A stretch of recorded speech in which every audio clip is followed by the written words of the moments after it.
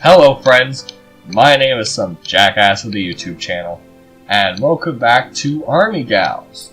Now, when we left off, Etta told us to stay in her tent.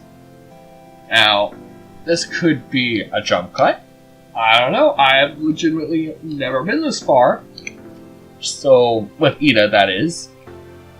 So let's see what happens. Because I can't show certain scenes on the YouTubes.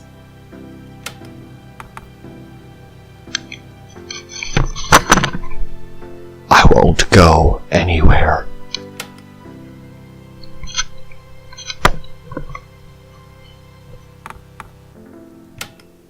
I've gotten along just fine without you here. So, maybe things could be better than fine. She arches an eyebrow. What does that mean exactly? Maybe you can get in my pants? No. Maybe I can get in your head. Maybe you're actually just starting to trust me and relying on me. I do trust you. Do you trust me? Ooh. Do I trust her? I trust my baby with my life. I study her face for a moment, trying to work up the answer I know I'm supposed to give, but I can't lie to her. I'm trying. Her face pinches into something like grief. It takes a lot, you know. My hand slides into hers. We'll work through it. Once we're done with this, once we're back in town and things are finally normal, then we can focus on this. Priorities, right? Like you always say. She gives a nod. Right. Priorities. Ah, yeah. One of those things I also could have put in the last fucking video. Ah. Yes! Yes! In the morning, the camp is already bustling as I slip out of the tent and join the women. Yes! Rain drags her feet, looking like she didn't get much sleep at all. Etta, as usual, is nearly packed up and ready to go. I go through the motions, packing up my bag and belongings, dragging them all into a bag. Getting it together has gotten easier with practice. It's almost second nature now. Hey, it's that lady I don't like. So early. Why does the sun have to be such a dick? Yeah, seriously. Rising exactly on schedule, being warm, letting our planet sustain life. Total dick. Sounds like a normal morning then. Etta glances past the boat, looking at me. Which way feels right today? Oh! By the way, this apparently, from what I understand on the notes, no decision matters today. So, that's very interesting, so I'm actually going to save it.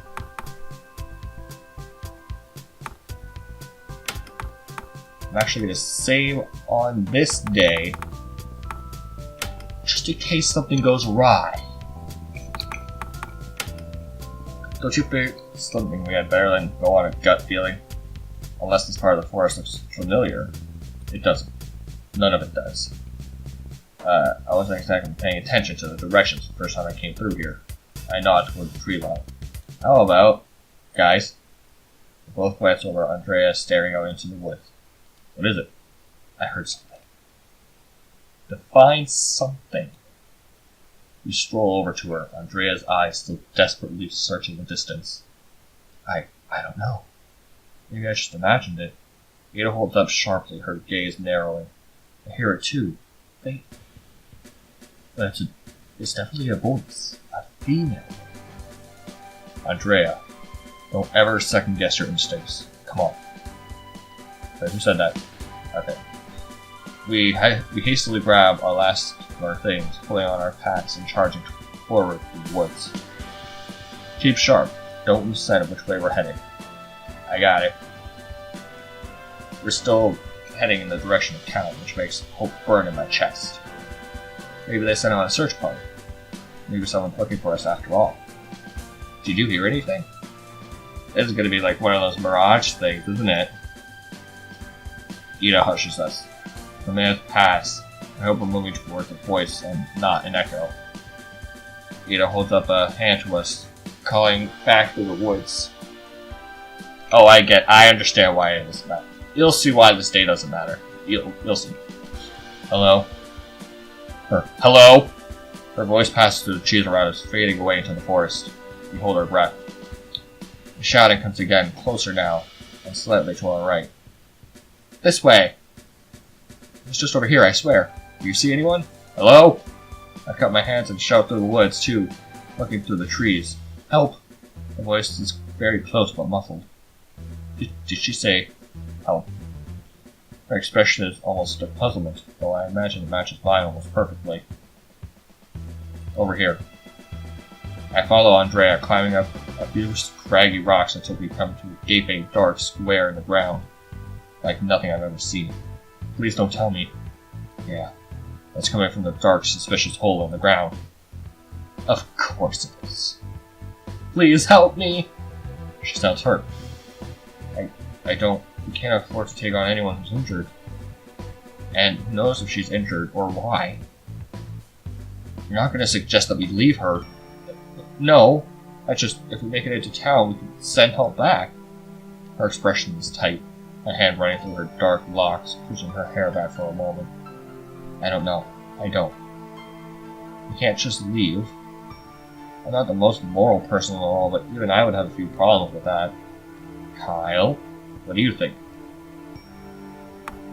Considering I know what happens, it's too steep to walk, but maybe one of us can get lowered down. We have enough room for that, don't we? Ida nods, sliding Shelton's pack off her shoulder and starting to rummage through it. You didn't want to leave her, did you?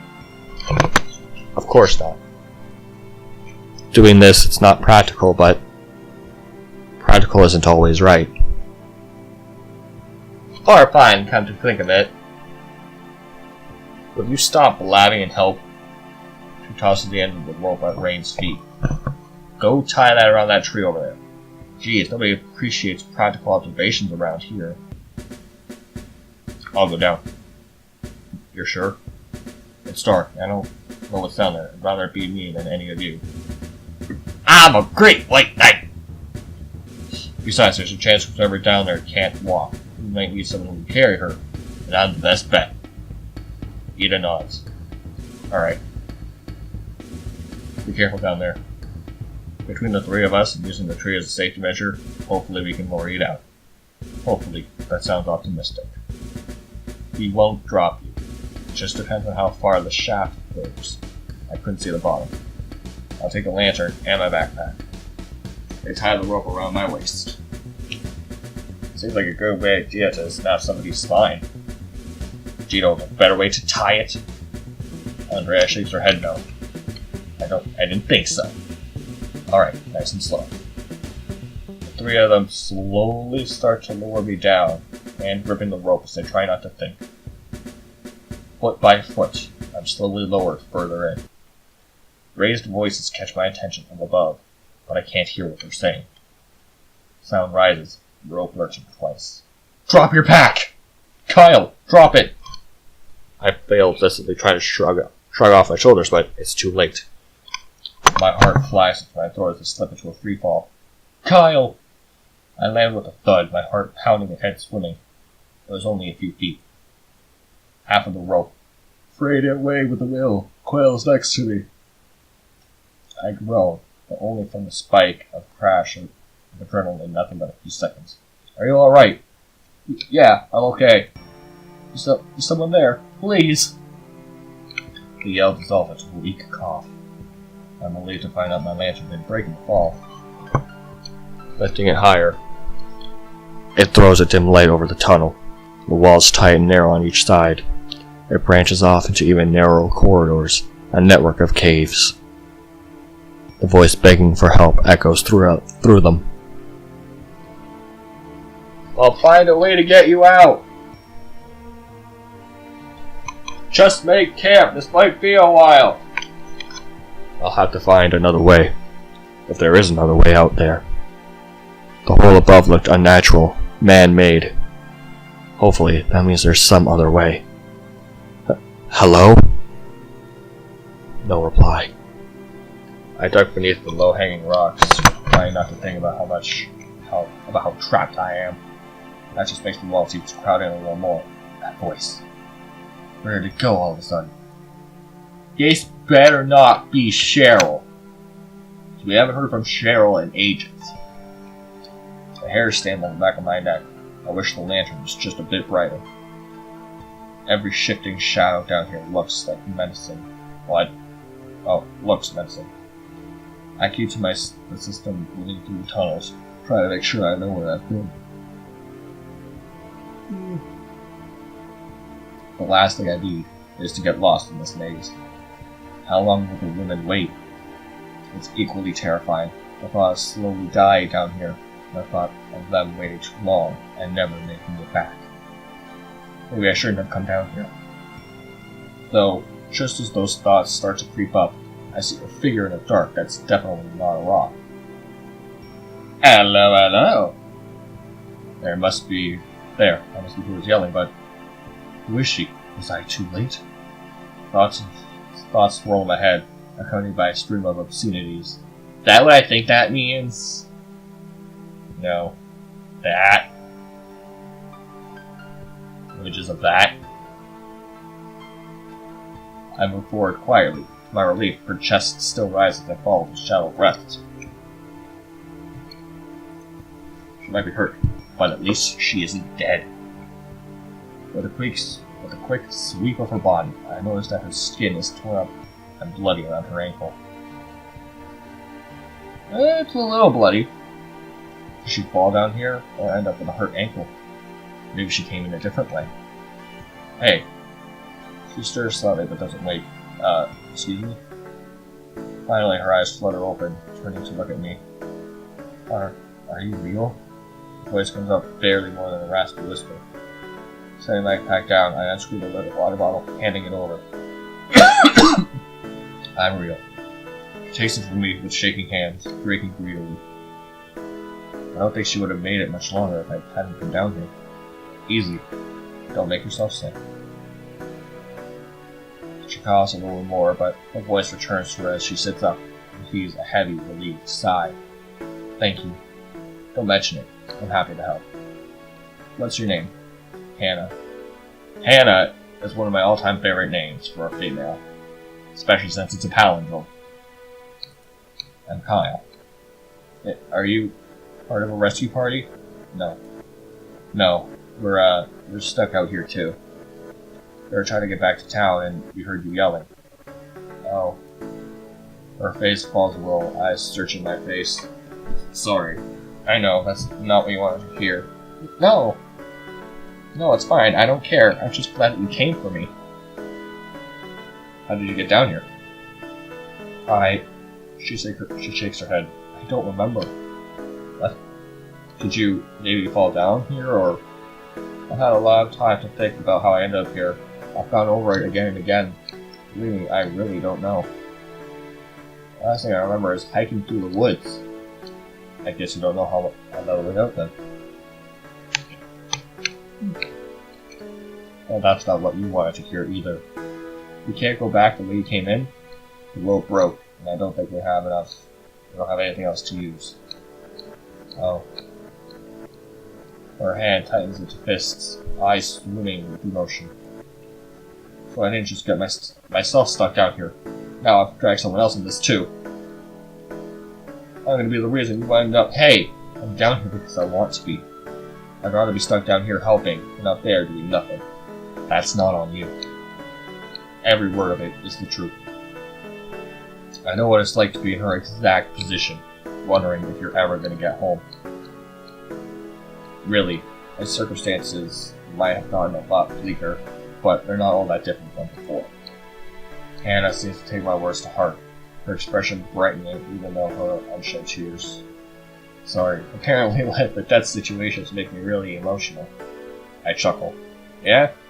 It's alright. We all have things that set us off.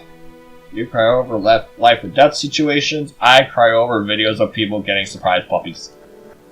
She laughs gently, almost shyly. It'll be alright, Hannah.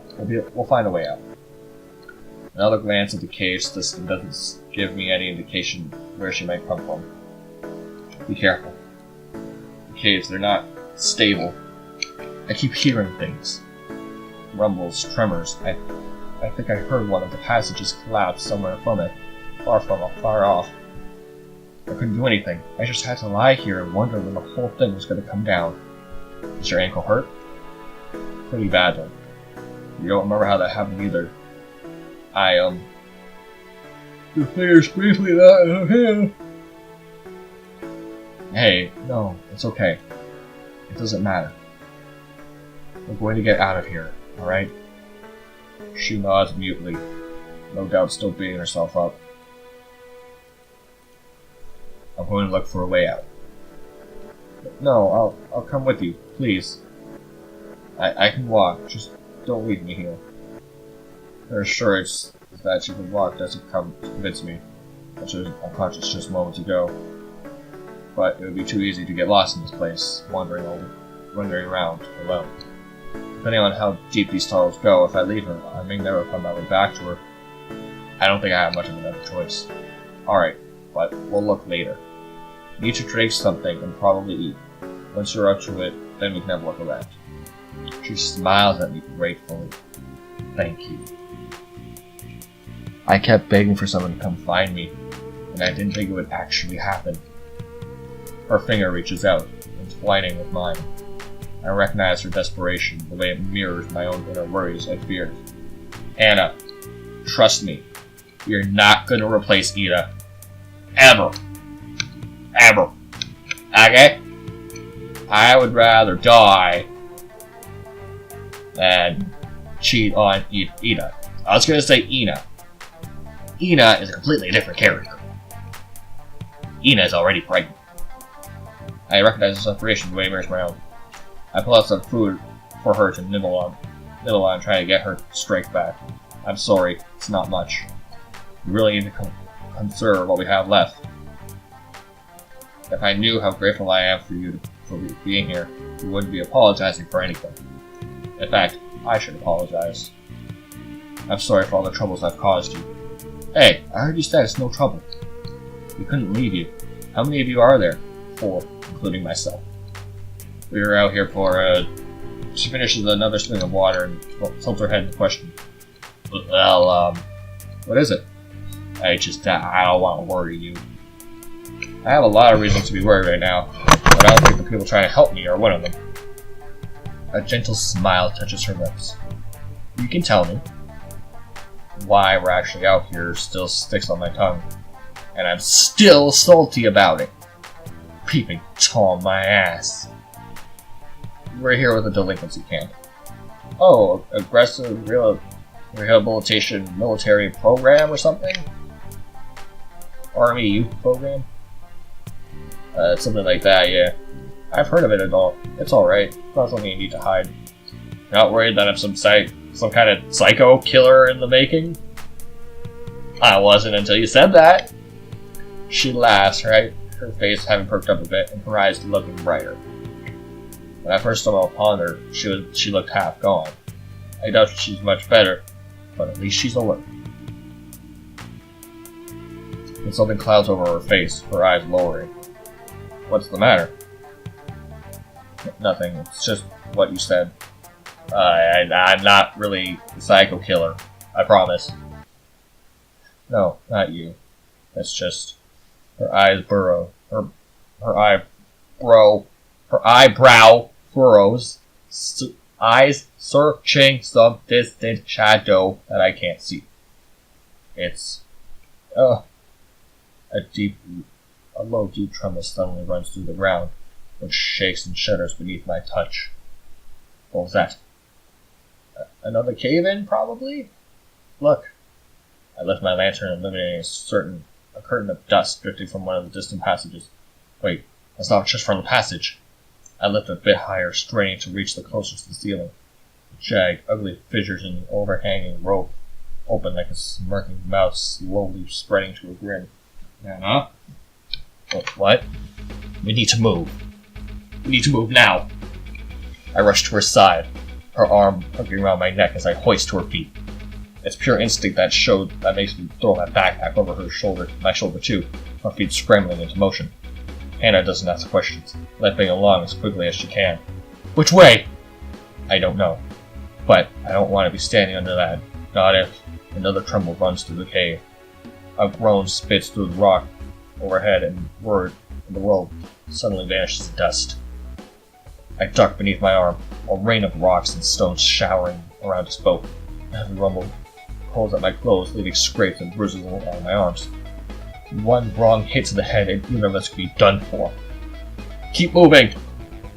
We stumble blindly, Hannah occasionally yelping beneath the shower of hard, sharp stones. I like to give her my hard, sharp stone. Okay. I'm actually gonna pause this video here. Will we make it out of the cave? Find out in the next episode of Army Gals. Thank you all so much for watching. Jackass out!